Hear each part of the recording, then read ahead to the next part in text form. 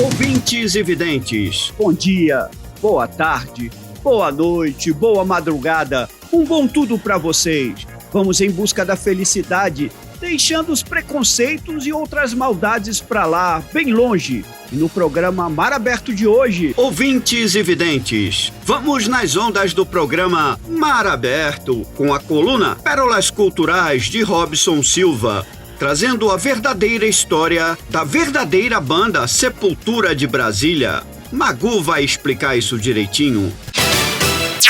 O psicólogo freudiano Romildo Santos vai abordar TAG. Sabe o que é? Veja. E na tatuagem cultural, uma surpresa. Confiram. No quadro Reverência, Neide Souza Pereira, João Ricardo e Gerson Conrad. Sabe o que fizeram? Descubram! A professora Edna Raquel, em sua coluna Direitos Humanos, o som da luz, nos mostra o tema Pessoas com Deficiência. Não percam, é só aqui. Mar Aberto! Profundo e forte. Pérolas Culturais de Robson Silva. O nosso jornalista programador cultural Robson Silva vai falar sobre um fato que aconteceu em Brasília e virou referência. Olá, meus amigos e amigas plugados no programa Mar Aberto. Eu sou Robson Silva, jornalista, programador cultural e diretor cultural da RUC. E é um prazer imenso estar nessas tardes de sábado com a nossa coluna Pérolas Culturais. Na semana passada, conversamos sobre Renato Russo e a banda Aborto Elétrico e questionamos: que país é esse? Isso tudo aconteceu lá nos anos 70, 80 e 90, principalmente no final dos anos 70 e início dos anos 80, na porta da igreja Nossa Senhora das Dores, no Cruzeiro Velho, bairro aqui de Brasília. Lá também, naquele período, tinha uma outra banda e que fez muito sucesso, chamada Sepultura Rock. Essa banda, anos depois, teve um imbróglio jurídico, ou seja, teve uma disputa jurídica pelo nome da banda, e que a banda de Belo Horizonte acabou se tornando a Sepultura. Mas a verdadeira Sepultura é a Sepultura que surgiu nos anos 70, nos anos 80 e 90, lá no bairro do Cruzeiro, aqui em Brasília, no Distrito Federal. E quem vai conversar e contar um pouquinho desse período para vocês é o líder da banda Sepultura Rock, o nosso amigo, poeta, jornalista, o Magu Carta Branca. Fala aí, Magu, para o nosso público do Pérolas Culturais. Como é que foi que rolou o rock and roll embaixo da Santa, no bairro do Cruzeiro Velho?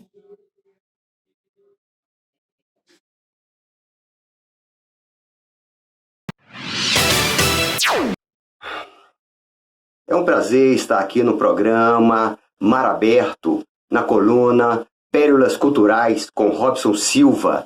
Eu sou Magu Carta Branca, um dos fundadores da banda Sepultura de Brasília. A banda surgiu em 1977 e desde então fizemos vários shows pelo entorno, Goiânia.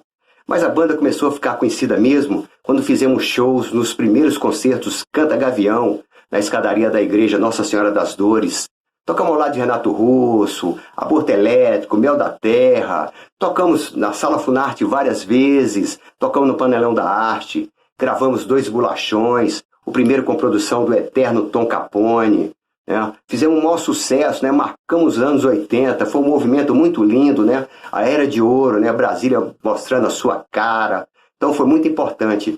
Mas só que surgiu, né, uma nova banda aí, uma outra banda usando o nosso nome, né? Os Meninos de Minas, né? Então eles estouraram no mundo e vieram e abafaram, né, a nossa banda. Então foi um caos, na verdade, né? Então na briga na justiça, né? A justiça pisou na bola mais uma vez, né? E deu causa ganha para eles. Mas não importa, né? A canção não pode parar e a canção nunca vai parar. E o Sepultura, né? É uma história, todo mundo conhece e até hoje é comentado. Então vamos seguir em frente e eu faço parte hoje da banda Rock Brasília. Agora, fiquem com uma pérola rara do Sepultura Rock. É rock and roll do Sepultura Rock, aí na sua tela. Escute o rock and roll do Sepultura Rock, gravado lá nos anos 70, 80, 90. É Pérola Cultural e Sepultura Rock com vocês.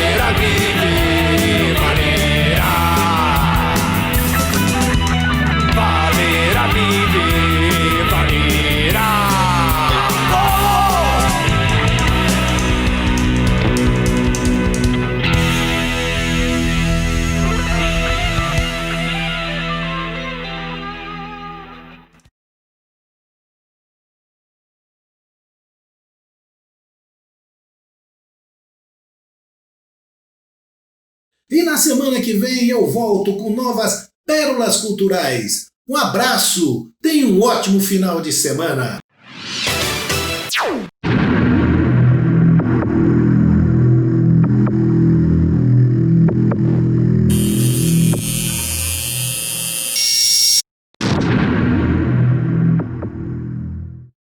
É um quadro que vamos trazer depoimentos de pessoas que foram tatuadas pelas artes. Uma poesia, música, dança, peça de teatro, livro, escultura, um filme, uma foto, enfim, algo que viu, ouviu, tocou e depois disso você nasce culturalmente. Ou levou um choque artístico, virou um neném sedento de mudanças e realizações. Quem vai falar sobre essa traulitada cultural no nosso quadro Tatuagem Cultural, fala pra gente a sua traulitada cultural, o seu choque cultural. Olá, amigos, amigas, galera que assiste ao programa Mar Aberto. Pois é, eu sou a professora Edna Raquel Hugman e hoje eu não estou aqui para falar na minha coluna Direitos Humanos, não. Eu estou aqui para falar do tatuagem cultural. Pois é, Serginho me provocou, uma provocação positiva, é claro, né? E falou, olha, que tal? Vamos lá. Eu estou aqui para contar para vocês uma história muito interessante que deixou em mim realmente uma tatuagem cultural, alguma coisa que impactou muito a minha vida em termos culturais e eu quero compartilhar com vocês. Na verdade, é a respeito de arte, é a respeito da pintura. Eu sou, desde que eu me entendo por gente, desde que eu comecei a conhecer pintura, eu sou profundamente apaixonada por um pintor. Só no final eu vou dizer o nome dele, tá? Esse pintor, ele sempre me impressionou pela vida dele, pela pessoa, pelo ser humano. Sempre eu fui assim, impressionada por ele. Mas, enfim, eu gostava, claro que eu sempre fui apaixonada pelas obras, pelos seus quadros. Mas nunca me aproximei muito, não. O tempo passou. No ano de 1990, portanto já tem bastante tempo isso, né? Eu estava, num certo dia, eu era dirigente sindical, eu era presidente do Sindicato dos Bancários, e eu estava na cidade de São João de Meriti, eu sou da Baixada Fluminense. Eu era presidente do Sindicato dos Bancários de lá. Nós estávamos em plena greve dos bancários, um período muito agitado, quando os bancários daquela região disseram, Raquel, vai lá na agência do Banco do Brasil que o gerente está querendo abrir a agência. Rumei para lá. Fui lá, entrei na agência e fui conversar com o gerente, pedi para ele para não abrir a agência. Quando eu me deparei com um calendário muito bonito na mesa dele, e aí eu tive que comentar, que calendário lindo. Era um calendário com quadros desse pintor. Ele falou, você gosta desse pintor? Porque eu gosto muito, eu sou apaixonada por ele. Ele falou, olha, está se comemorando o centenário do falecimento dele. Esse pintor faleceu no dia 28 de julho de 1890. Portanto, está se comemorando o centenário da morte. Eu falei, caramba, que coisa. Fiquei apaixonada. Mas eu fiquei muito apaixonada. Ele falou, olha, você gosta tanto dele assim, que eu estou vendo que você gosta, eu vou fazer o seguinte, eu vou comprar uma biografia dele, que está saindo a biografia mais completa, eu ia comprar para mim, vou comprar para mim e para você. Não vou abrir agência, vou sair daqui, vou na livraria, vou comprar para mim, compro uma para você, amanhã eu te entrego. No outro dia, naquele mesmo horário, estava eu lá para receber meu livro, fiquei tão feliz. E aí nos encontramos na porta da agência. Quando ele foi me entregar o livro, gente, quando ele foi me entregar o livro caiu no chão. O livro caiu no chão e abri com as páginas abertas. E aí, quando eu fui pegar o livro, ele falou, não fecha não, lê, o que está dizendo aí? E isso é o mais incrível. Vocês sabem que meu nome é Edna Raquel, né? Eu li para ele, eu li em voz alta. Esse pintor, ele tinha uma saúde física e espiritual muito frágil, muito frágil. E ele gostava muito de um amigo dele que era o pintor Gauguin. E o sonho dele era criar uma sociedade de pintores ao lado do Gauguin, e não deu certo, eles acabaram brigando muito. E o Gauguin vai embora, e no auge do desespero por conta dessa briga, ele, no auge da loucura, ele decepa a orelha. Ele decepa a orelha, e é exatamente essa parte do livro que estava aberto para eu ler.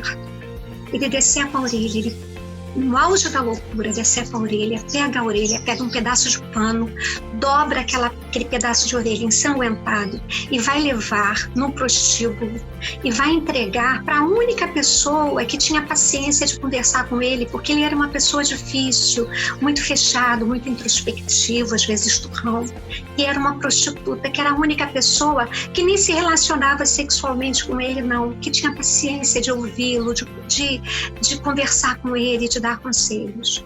Nome da prostituta: Raquel. Orelha que ele cortou, a orelha esquerda. Naquele momento, eu arrepiei da cabeça aos pés. Primeiro, pela coincidência do nome de ser Raquel. Segundo, porque eu tenho 2 filhos. Eu já tinha os meus 2 filhos em 1990. E os meus 2 filhos nasceram com um defeito na orelha esquerda.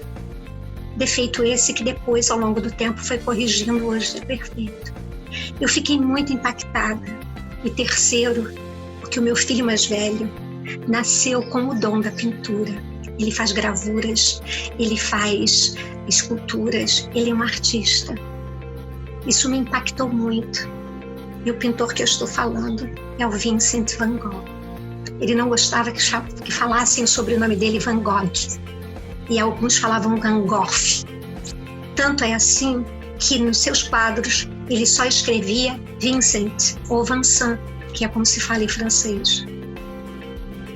E eu pude, mais tarde, ir a Rue Le Pic, 33, em Paris, para conhecer a casa em que ele morou, um sobrado, né, onde ele morou, e a Amsterdã depois, ao Museu Van Gogh. Foi muito interessante, foi uma história muito interessante, porque eu fui com meu pai e minha mãe, meu irmão, e meu pai não queria ir de jeito nenhum. Ninguém sabia dessa história, eu estou contando publicamente essa história pela primeira vez, ninguém sabia. Meu pai não queria ir, é um absurdo, ir num museu só para um pintor, isso é um absurdo, que demais que tem esse pintor para ter um museu para ele. Mas foi arrastado, não queria. Quando ele chegou lá, diante do 2º ou 3º quadro, meu pai se apaixonou pelo Van Gogh. Ele se apaixonou de tal maneira, nós passamos o dia inteiro no museu. Lá tem restaurante, nós almoçamos lá. Só saímos de lá de tardinha. Porque ele é tão fantástico, ele é tão fenomenal, ele é surreal. É apaixonante mesmo. Essa é a história, é a tatuagem cultural que eu trago dentro do meu coração, dentro da minha mente. A influência que eu tenho do pintor Van Gogh, que levou ao compositor, ao cantor Don McLean fazer aquela música linda, que tem um refrão que diz o seguinte: Now I understand what you try to say to me, how you suffer for your sanity, and how you try to set them free. They dare not listen, they could not listen now. Perhaps one day they will. Starry, starry night. E vai por aí. Starry Night, um dos quadros mais lindos do Vincent van Gogh. Termino essa tatuagem cultural muito emocionada. Muito obrigada. Eu fico por aqui.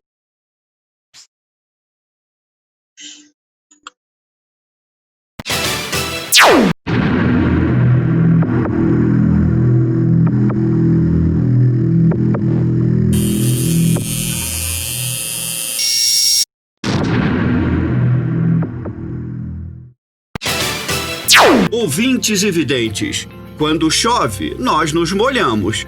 Quando não chove, não ficamos molhados. Você já ficou seco e molhado ao mesmo tempo? João Ricardo, Gerson, Conrad e uma outra pessoa já ficaram. Se encontraram de forma quase casual.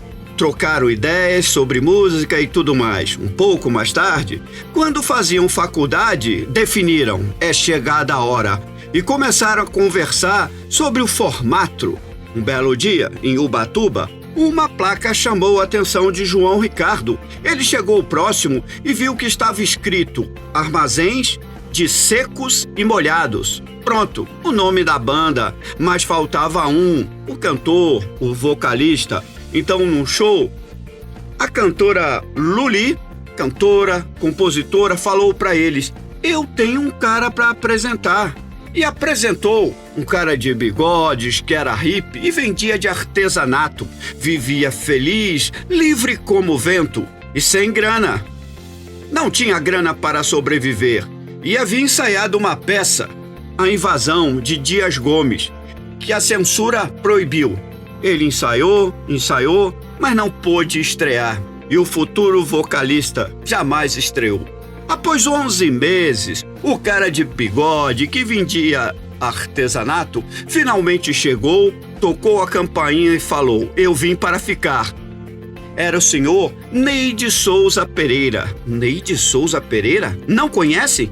Que tal tirar o bigode, tirar o de Souza Pereira e colocar Mato Grosso? Ligou? Ney Mato Grosso. E passaram a ensaiar quase 24 horas por dia durante um ano. E num show de dezembro de 1972, um jornalista, Moraci Duval, viu e pirou. Procurou seus contatos e falou para a gravadora Continental: é bom vocês contratarem, senão vai aparecer uma gravadora e eles vão arrebentar. Qualquer gravadora eles vão arrebentar. Música relativamente simples e gostosa de se ouvir, mas com uma poesia forte e belíssima, e um grito andrógeno, que não era alguma coisa descartável. Eles faziam e sabia que não eram descartável. O que era importante é que eles estavam fazendo algo para toda a vida, com os melhores arranjos, os melhores músicos e tudo. E no almoço de uma feijoada, na casa do saudoso Zé Rodrigues, Lenny Dale, que era do Disc Croquete, levou 2 gringos, levou 2 pessoas, 2 americanos, um chamado Gene e outro Paul. O Zé Rodrigues contou para eles que aqui tinha um conjunto que não queria fazer qualquer coisa, que não queriam aparecer com a cara limpa no palco. Eles queriam sempre aparecer maquiados. E o Zé percebeu que eles ficaram se olhando. Ele notou alguma coisa. E logo depois surgiu o Kiss. Não foram os Secos e Molhados que imitaram o Kiss. É o contrário. Foi eles que copiaram e imitaram por conta dessa feijoada. Vejam as fotos de Paul e Jan, esses que foram almoçar na feijoada na casa do Zé Rodrigues. Ouviram uma fita e viram shows com os Secos e Molhados. Vejam as fotos deles depois da feijoada e vejam alguma semelhança com a pintura que o Ney Mato Grosso criou.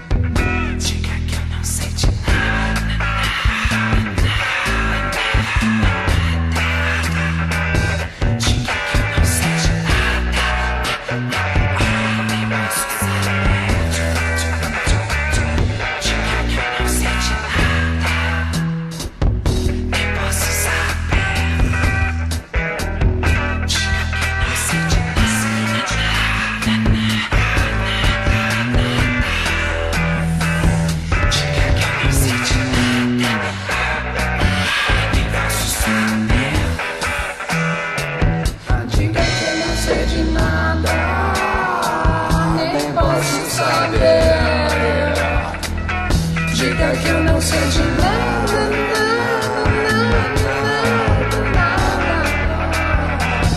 Diga que não sente nada, nem posso saber.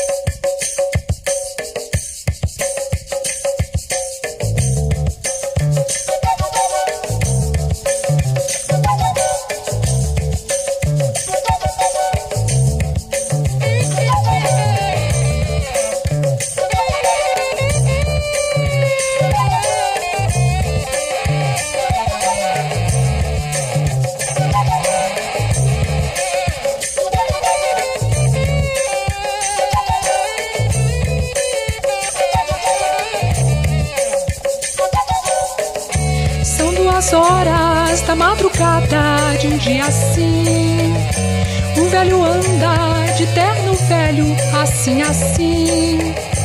Quando aparece o guarda-belo,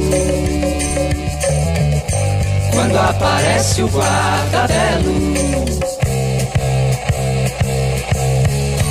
é posto em cena, fazendo cena, um treco assim, bem apontado ao nariz chato, assim, assim. Quando aparece a cor do velho,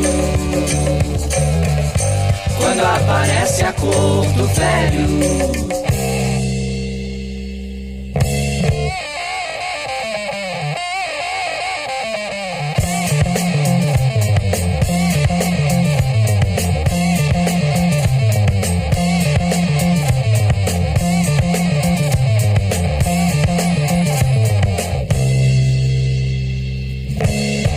mas guarda-belo não acredita na cor assim. Ele decide no terno velho, assim, assim. Porque ele quer um velho assado, porque ele quer um velho assado. Mas mesmo assim, o velho morre, assim, assim. E o guarda-belo é o herói, assim, assado. Porque é preciso ser assim, assado. Porque é preciso ser assim, assado.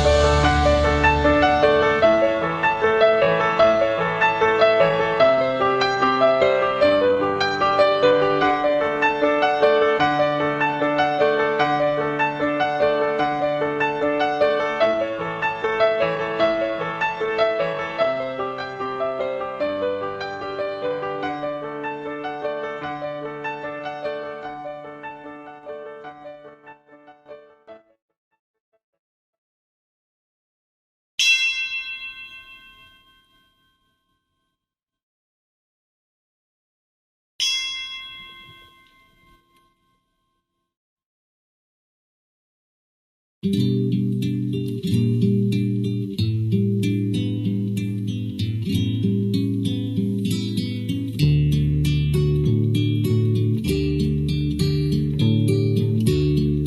quero o amor da flor de cactus, ela não quis.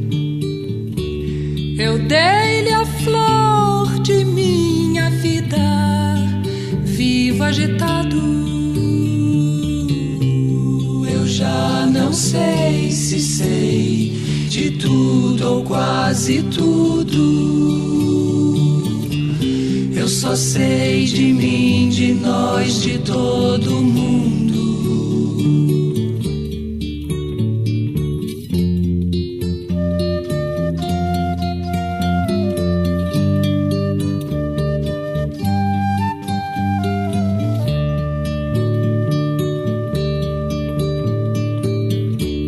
Eu vivo preso à sua senha, sou enganado.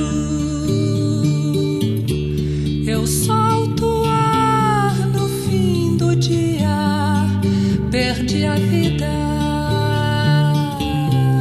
Eu já não sei se sei de nada ou quase nada. Eu só sei de mim, só sei de mim, só sei de mim.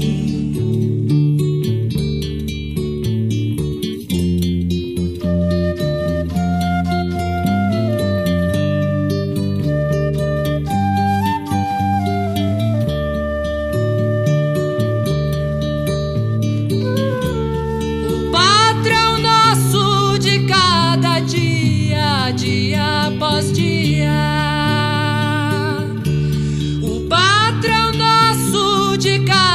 Dia, dia após dia. O patrão nosso de cada dia, dia após dia. O patrão nosso de cada dia.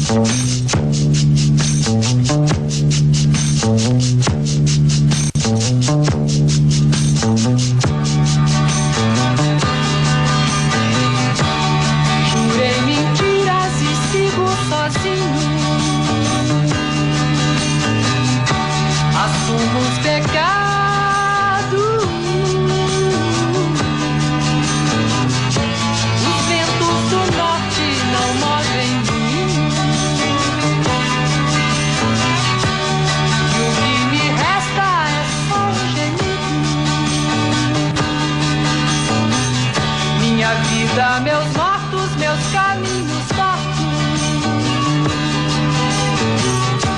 meu sangue latino, minha alma cativa.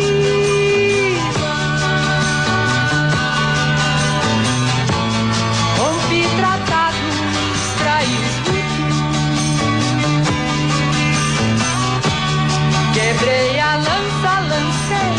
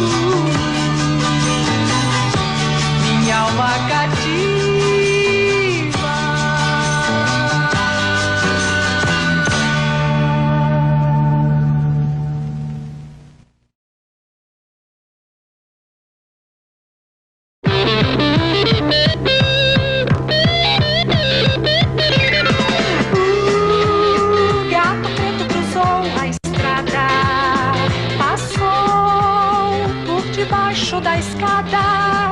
E lá no fundo azul, na noite da floresta, a lua iluminou. A dança roda, a festa vira, vira, vira. Vira, vira, vira, homem, vira, vira.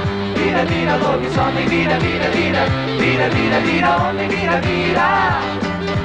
Bailam corujas e pirilampus entre os sacis e as fadas. E lá no fundo azul, na noite da floresta, a lua iluminou. A dança roda, a festa vira, vira, vira. Vira, vira, vira, homem, vira, vira. Vira, vira, lobisomem, vira, vira, vira. Vira, vira, vira, homem, vira, vira.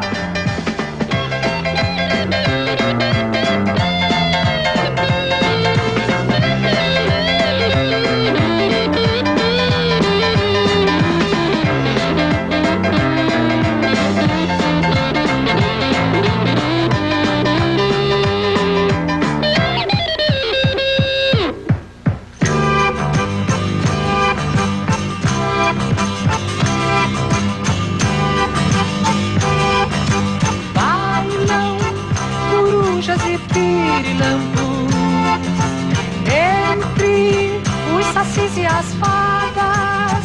E lá no fundo azul, na noite da floresta, a lua iluminou. A dança roda, a festa vira, vira, vira. Vira, vira, vira, homem, vira, vira. Vira, vira, lobisomem, vira, vira, vira. Vira, vira, vira, homem, vira, vira.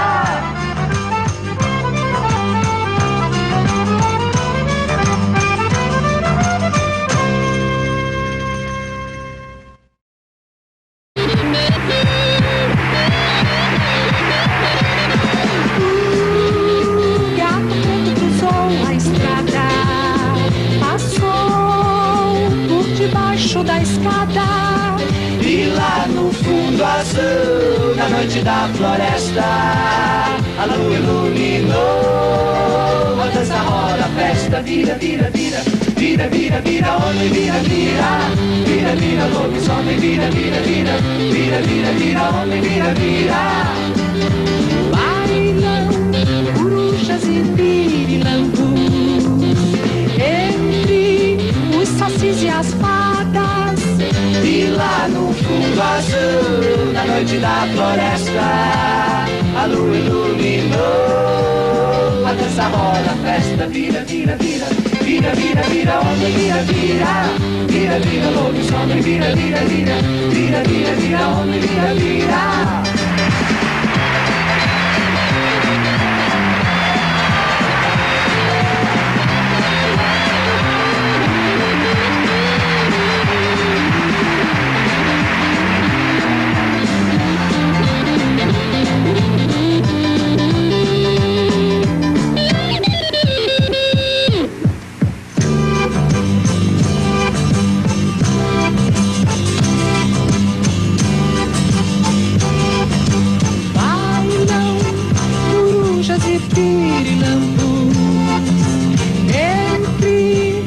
sacis e as fadas.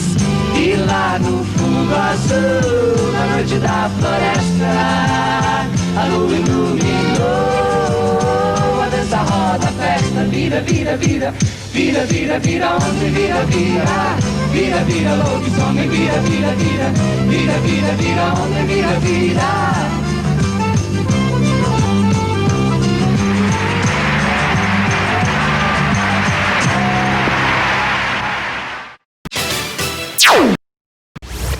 Ouvimos toada e rock, mambo e tango, Luli e João Ricardo, Assim Assado, de João Ricardo e Paulinho Mendonça, Flores Astrais, de João Apolinário Teixeira Pinto, Patrão Nosso de Cada Dia, João Ricardo, Sangue Latino, João Ricardo e Paulinho Mendonça, O Vira, João Ricardo e Luli. 2 shows no Maracanãzinho lotado, tinha mais gente fora que dentro.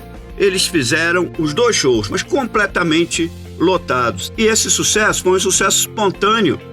Não foi um sucesso de mídia, bancada por ninguém. Era um sucesso daquilo que se costumou chamar fenômenos secos e molhados. Na gravadora, para fazer o disco deles, aqueles de vinil, tiveram que derreter todo o estoque da gravadora. Eles venderam 6 vezes mais disco que o rei na época, Roberto Carlos. No primeiro programa de TV que foram fazer, implicaram com o rabo de cavalo do Ney. Diziam, isso é coisa de mulher. Com a maquiagem, isso é coisa de mulher. Com o rebolado e principalmente com o olhar, aquele olhar desafiador e que dizia, tá me olhando, eu sei que tô te incomodando e vou continuar te incomodando. No tempo da ditadura, onde 2 estilistas da época não podiam sequer aparecer na TV, o Denner e o Clodovil. Os Secos e Molhados libertaram uma geração aprisionada nos bons costumes e na tradicional família brasileira, com seu rebolado, sua maquiagem, seu rabo de cavalo e seu olhar. Eles imprimiram uma marca que viveu, na época, sabe o papel libertário e balsâmico que os Secos e Molhados teve e garantiu à juventude e a toda a população brasileira. Quem via se impressionava. Sim, era possível ousar. Mais uma vez, a cruel ditadura, com todos os seus homens e armas, caiu de joelhos durante do furacão Secos e Molhados. Eles enfrentaram inimigos poderosos e travaram uma bela e sugestiva batalha. Mas quando começou a entrar dinheiro, literalmente, foram vencidos pelo capital. O trato que tinham de criar e dividir tudo no grupo em 3 partes iguais subiu no telhado. A indigesta grana começou a brotar, passou a derrapar aquela harmonia e começou a falar mais alto a figura do pretenso dono do grupo. Segundo Ney e Gerson, o prazer, o encanto, quebrou, eles se retiraram do grupo. O João Ricardo brigou judicialmente pelo nome do grupo e acabou prevalecendo. Após as saídas de Ney e Gerson, os Secos e Molhados continuaram até 1988 e lançaram o seu último LP, A Volta do Gato Preto. Aí se foi. E o Gato Preto nunca mais cruzou a estrada. Foi o último lançamento dos Secos e Molhados, mas a contribuição histórica, libertária e sonhadora que era possível lutar e vencer com boas músicas, poesias, arranjos e bons músicos. Essa não acaba nunca. Vai ficar através das gerações. Vinícius de Moraes, o poeta, nascido Marcos Vinícius de Moraes, foi um poeta, dramaturgo, jornalista, diplomata, cantor, compositor. O poeta essencialmente lírico, o que lhe renderia o apelido de Poetinha. Um dia encontrou Gerson Conrad, segurou pelo braço e falou com os olhos cheios d'água para Gerson Conrad. Se você não tivesse resgatado essa antologia, eu morreria frustrado. O Gerson ficou embasbacado com isso, era Vinícius de Moraes.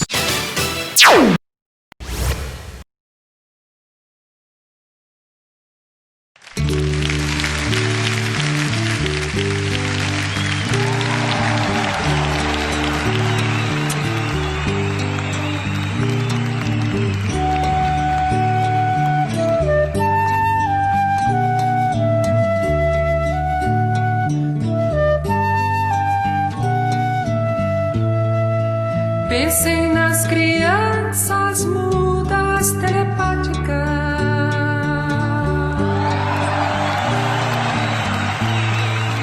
Pensem nas meninas cegas e inexatas.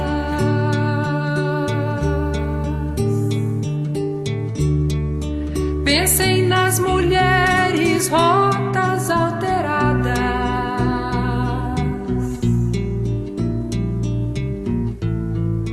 Pensem nas feridas como rosas cálidas.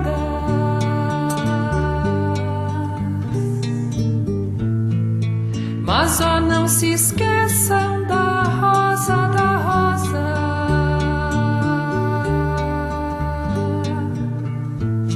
Da rosa de Hiroshima, rosa hereditária.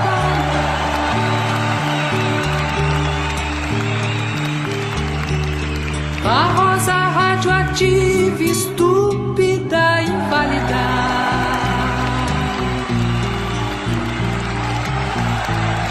A rosa consciente.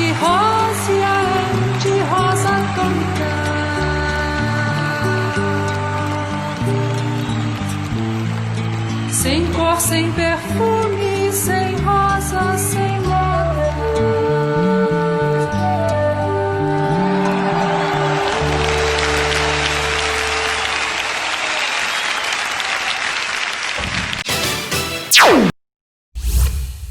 Vejam a música Rosa de Hiroshima, o poema de Vinícius de Moraes e música de Gerson Conrad.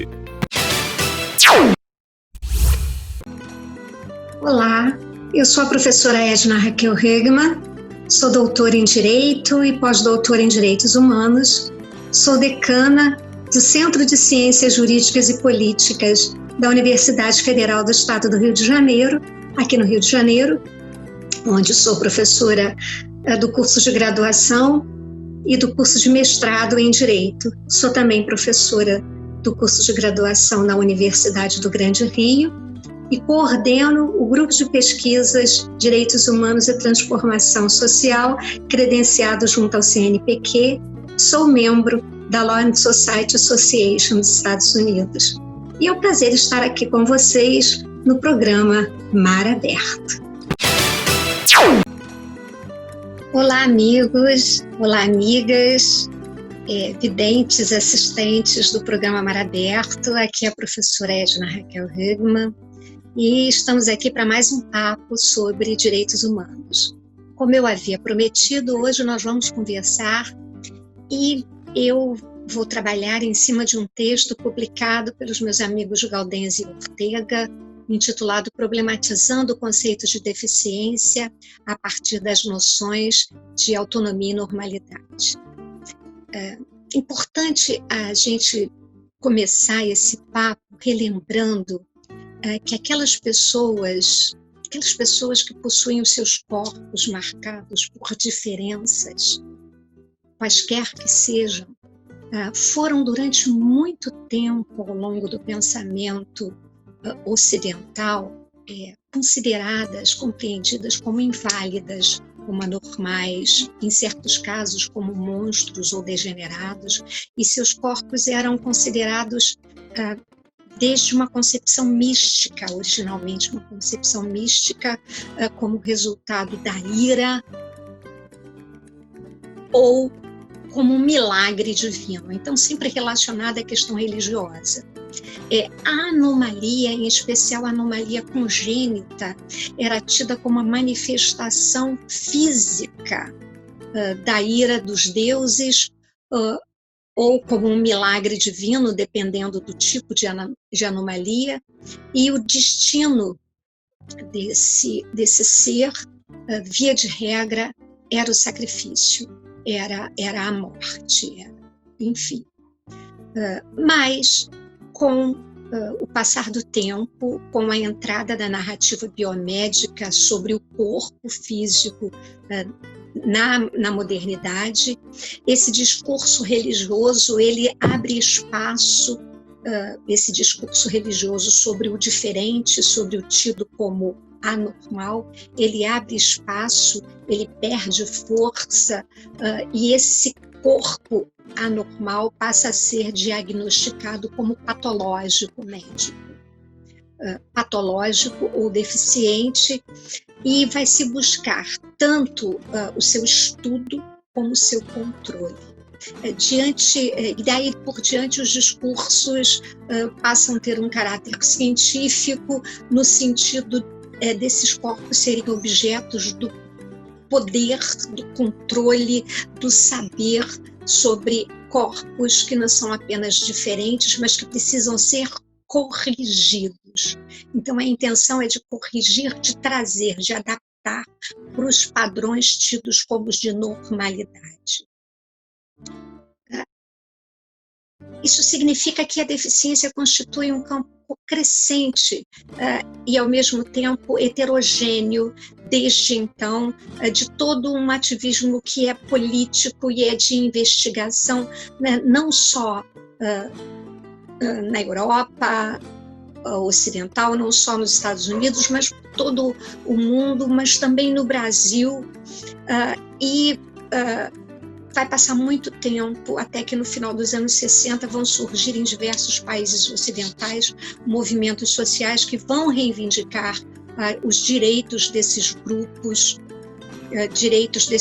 específicos, na verdade, de diversos grupos, e os deficientes vão se incorporar a esses ativismos junto com os negros, com as mulheres, e vai haver uma politização dessas pessoas deficientes que vai ganhar muita força na África, na América Latina, na América do Norte, na Europa. Os movimentos sociais, então, que reivindicavam igualdade de oportunidades e de direitos para as pessoas com deficiências, vão ficar conhecidos como os movimentos, e eu posso citar um deles, que é o Disability Rights Movement.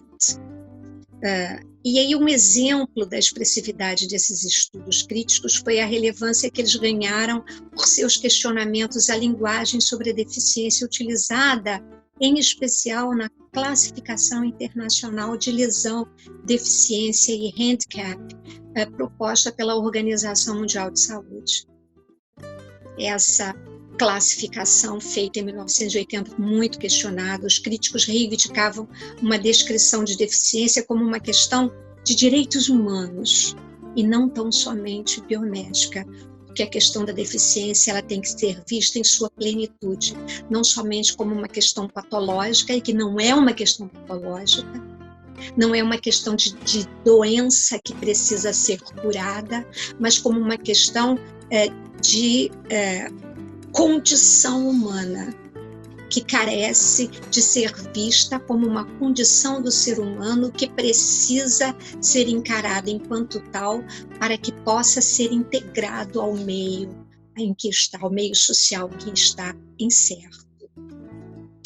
Mas eu vou falar rapidamente sobre o histórico, um histórico sobre essa compreensão da deficiência. Inicialmente, então, nós temos essa visão mística, que é suplantada pela visão do anormal patológico.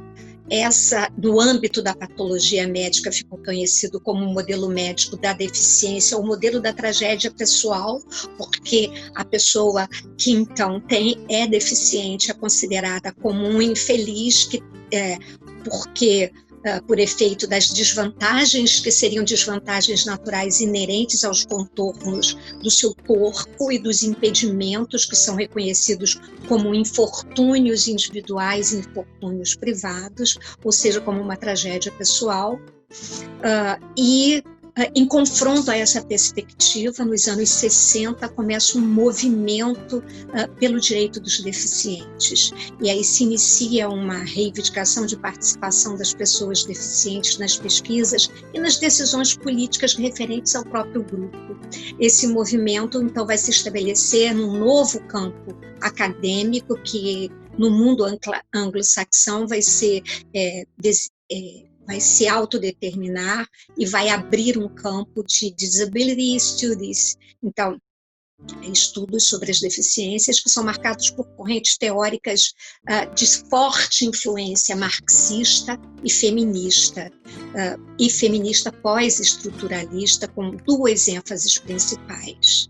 Essas duas ênfases são contra a opressão social da pessoa deficiente e na construção cultural e ideológica desses corpos atípicos, para que eles encontrem o seu lugar, o seu espaço social. Na década de 70, impulsionada por um sociólogo chamado Paul Hunt, que era deficiente físico, nós vamos ter a primeira organização política sobre deficiência formada e gerenciada especificamente por deficientes, denominada Union of Physically Impaired Against Segregation.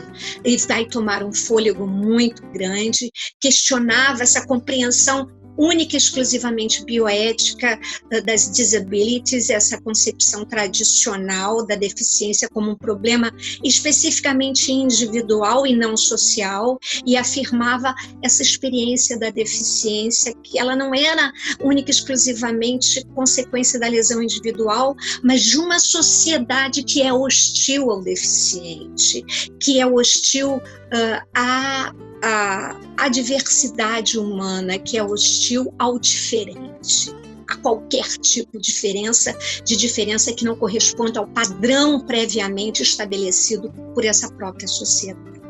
Ao longo dos anos 80, essa rejeição, aquele modelo médico, aquela ideia de deficiência que precisa ser corrigida vai ganhar muito mais força, bem como a defesa de que os ajustamentos não deviam ser dos indivíduos deficientes, muito ao contrário, mas da própria sociedade, que deve assimilar, que deve aceitar, proteger, tutelar, né, receber, estar preparada para receber esse deficiente, e que isso não tem a ver com as suas limitações físico-mentais, e que a experiência das desigualdades apenas se manifesta na medida em que a sociedade é pouco sensível a essas demandas, a essa diversidade de estilos de vida. E aí nós vamos ter uma geração de acadêmicos voltados para trabalhar em relação a essas pessoas que têm um corpo atípico. E aí esse corpo atípico, gente, ele se apresenta no mais amplo espectro. O corpo atípico é daquele que, por exemplo, não consegue enxergar como eu, que preciso usar óculos, ou daquele que tem, como eu, um problema de bússola interior. Eu tenho uma estupidez geográfica patológica, eu não consigo andar de bicicleta, eu não consigo dirigir, porque eu não tenho a menor noção de espaço territorial. Então, eu me enquadro nesse corpo atípico. Percebem? Então, essa noção de normalidade estabelecida pelos padrões sociais, ela é absolutamente incoerente com as diversidades, com as diferentes manifestações individuais dos indivíduos, dos seres que compõem esse conglomerado chamado humanidade. Que tem que entender que nós somos únicos e irrepetíveis das nossas singularidades que têm que ser aceitas. Aquela máxima do ama o teu próximo como a ti mesmo deve ser substituída pelo ama o teu próximo como próximo, tal como ele é. Então, por outro lado, também se desenvolve uma ideia, e isso é muito importante a gente colocar, da deficiência como cultura. E aí já são os deficientes se colocando, né? A deficiência como uma cultura, o deficiente como uma categoria diversa, similar à questão da raça e da orientação sexual. O campo passa a ter afinidades com disciplinas que ligam, da mesma forma que há uma identidade política, há uma identidade étnica, há uma identidade de gênero, também há uma identidade em relação à questão da deficiência, envolvendo estudos de deficiência da mesma maneira que existem estudos de gênero e de diversidade sexual. Essa tomada de consciência desse movimento vem produzindo processos maravilhosos de coming out deficiente e que são muito próximos, análogos ao coming out de gays, de negros, de lésbicas, declarando mesmo um orgulho deficiente. A afirmação do sou deficiente constitui uma afirmação de autocategorização.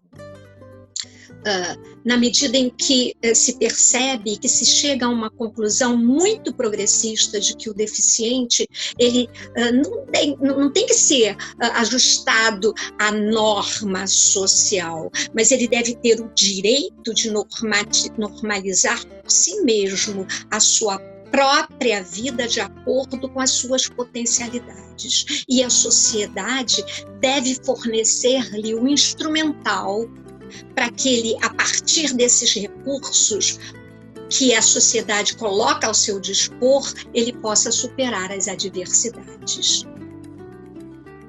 A sociedade, portanto, constitui um contexto de ação dos indivíduos, porque esse background do ambiente pode favorecer a execução de uma determinada ação, pode torná-la mais difícil, pode possibilitá-la ou pode impossibilitá-la. E aí eu estou falando dos acessos, eu estou falando das rampas de acesso, eu estou falando dos óculos para quem tem dificuldade, rampas de acesso para os cadeirantes, enfim, de uma série de instrumentos facilitadores e possibilitadores da adaptação da adaptação social dos deficientes. Em muitos casos, a suposta falha no desempenho pode ser reparada pela tecnologia aplicada aos seres humanos. É o caso dos óculos, dos aparelhos de surdez, da comunicação de autistas. Eu tenho um neto autista moderado, que pode ser facilitada pelo computador e as inúmeras próteses que estão à disposição, desde que tenhamos políticas públicas que facilitem o acesso, que garantam o acesso. E aí, para concluir, eu devo dizer que deficiência não é apenas o que o olhar médico descreve, mas principalmente a restrição à participação plena provocada pelas barreiras sociais. Não podemos esquecer jamais que o Brasil ratificou a Convenção sobre Direitos das Pessoas com Deficiência em 2001. Que falta a gente ratificar é o nosso preconceito. Quando é que nós vamos fazer? Que deve ser feito com o nosso preconceito em relação ao deficiente. E o que deve ser feito? Pegar o nosso preconceito e jogar no lixo. É isso aí, gente. Mando um grande beijo em especial para o Felipe, para o Theo, para o Luiz Monteiro, meu querido Luiz Monteiro, meu aluno, meu ex-aluno da Estácio de Sá, para o Carlinhos, meu ex-aluno da Estácio de Sá, e para todos os meus queridos alunos que eu amo de paixão, Arthur, meu querido aluno da Unirio, todos vocês que superam as adversidades e seguem lutando. Vocês são maravilhosos. O nosso papo? Direitos Humanos. Eu sou a professora Edna Raquel Hugman e adoro a nossa coluna aqui no Mar Aberto. Tchau, pessoal. Ficamos por aqui.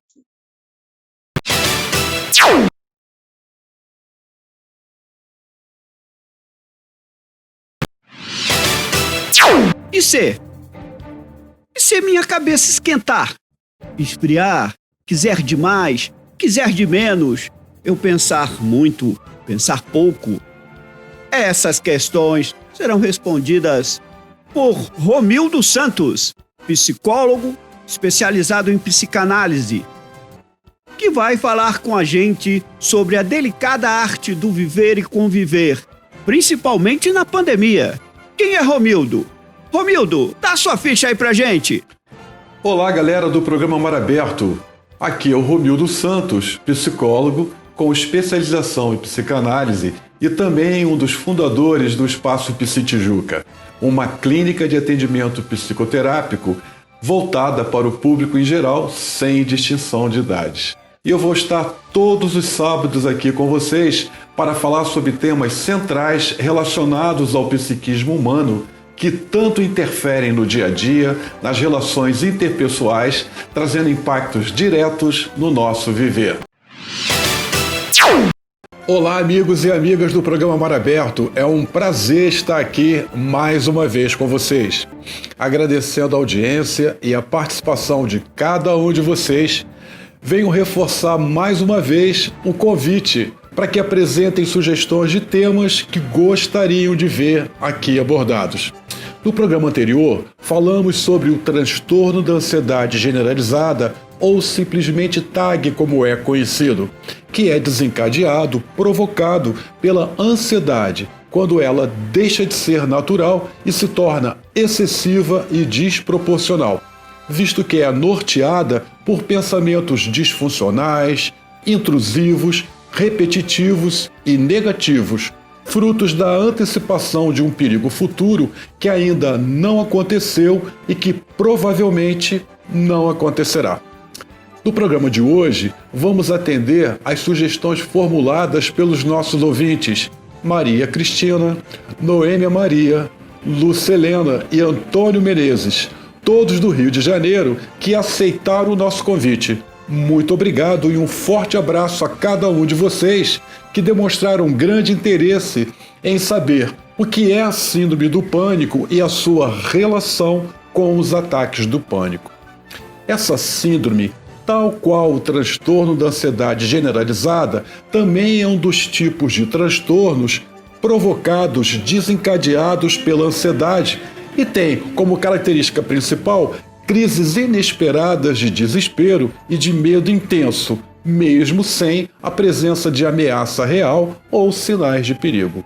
A síndrome do pânico é causada por uma combinação de fatores genéticos, psicológicos e sociais que são geradores de um estresse muito grande, tais como a perda de pessoas queridas, problemas nos relacionamentos, problemas emocionais e principalmente cobranças excessivas na escola e no trabalho. Segundo dados da Organização Mundial de Saúde, a OMS, 170 milhões de pessoas sofrem dessa patologia em todo o mundo, sendo que para cada homem, 2 mulheres são acometidas por essa doença, o que acaba por impactar consideravelmente a qualidade de vida e as relações interpessoais dessas pessoas. Porém, para se fechar o diagnóstico de que uma pessoa tenha síndrome do pânico, é necessário que ela apresente crises espontâneas de ataque de pânico. Imagine vocês até mesmo dormindo e que tenha desenvolvido uma evitação fóbica, ou seja, ela evita se expor e foge de situações em que poderia ser acometida de crise de pânicos, onde as pessoas teriam muita dificuldade em localizá-la e em socorrê-la. Assim, uma crise isolada ou uma reação de medo intenso, até mesmo diante de ameaças reais, não constituem eventos suficientes para o diagnóstico da doença. As crises precisam ser recorrentes e provocar modificações no comportamento que interferem negativamente no estilo de vida e na qualidade dessas pessoas. Também é comum que as pessoas com síndrome do pânico, sem tratamento específico, apresentem quadro depressivo e que desenvolvam outras fobias, tais como a agorafobia, que é uma dificuldade em se expor a situações onde a pessoa acha que pode ter um ataque de pânico e não ter um socorro imediato. Dessa forma, a pessoa fica ainda mais isolada, com dificuldade de sair de casa, porque acredita que poderá ter um ataque de pânico a qualquer momento. Mas por que e como os ataques de pânico acontecem, você pode estar aí se perguntando. O ataque de pânico se caracteriza pela ocorrência repentina, inesperada e até de certa forma inexplicável de crises de ansiedade aguda, marcadas por muito medo e desespero, associadas a sintomas físicos e emocionais.